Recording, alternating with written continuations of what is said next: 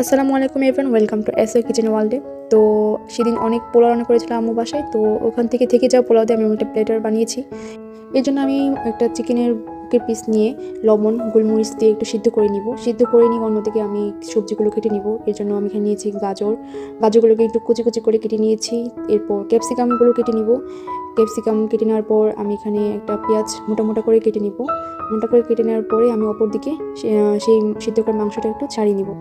ছাড়িয়ে নেওয়ার পরে ঝুড়ি ছাড়ানো হয়ে গেলে আমি দুটো প্যান বসিয়ে দিব। তো একটু তেল দিয়ে আমি এখানে দুটো ডিম, একটু লবণ আর একটু গোলমরিচ দিয়ে ভেজে নিব। ডিমটাকে সুন্দর করে একটু ভেজে তো এক সাইডে উঠিয়ে রাখবো। রাখার পরে সেই সেম প্যানের মধ্যে আমি কিছু চিংড়ি কেটে একটু ভেজে নিব।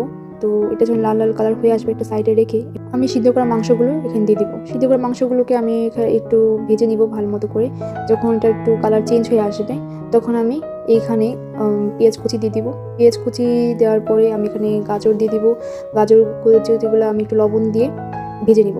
ভাজার পরে যখন আমার একটু সিদ্ধ হয়ে আসবে তখন আমি এখানে ক্যাপসিকাম অ্যাড করে দিব। ক্যাপসিকামগুলো দিয়ে ভালো করে নেড়ে চেড়ে ভেজে নিব। তো যখন ভাজা শেষ হয়ে যাবে তখন আমি এখানে ডিমগুলো যেগুলো ভেজে রেখেছিলাম সেটা অ্যাড করে দিব।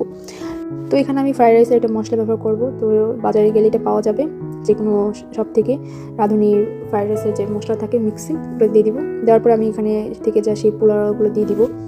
তো এগুলো দিয়ে ভালো করে নেড়ে চেড়ে যখন এটা ভালো মতো গরম হয়ে আসবে তাহলে আমার এটা হয়ে গেছে। তো আমি এটাও ভালো করে চারদিকে সুন্দর করে নেড়ে দিচ্ছি এবং সব শেষে আমি এখানে একটু ঘি দিয়ে দিব। ঘি দিলে এটার ফ্লেভারটা অনেক বেশি সুন্দর আসে। তো এটা আমি একটু ঘি দিয়ে দিয়েছি। আর অন্যদিকে একটু ফ্রাইড রাইসের সাথে খাওয়ার জন্য চিকেন ফ্রাই করে নিব। তো এটার রেসিপিটা এখানে দিলাম না, তো অন্য একটা ভিডিওতে দেখানো যাবে। তো আমি এখানে চিকেন ফ্রাইগুলো করে নিচ্ছি। এই তো হয়ে গেল চিকেন ফ্রাই করা। তো আমি এখানে সার্ভ করে নিব। তো এই প্লেটটা মানে এত মজা হয়েছিল কি বুঝতেই পারিনি যে এটা বাসায় করানো হয়েছে, তাও বেঁচে যাও পোলাও দিয়ে। তো এটার টেস্ট পুরাই রেস্টুরেন্ট স্টাইল এসেছে।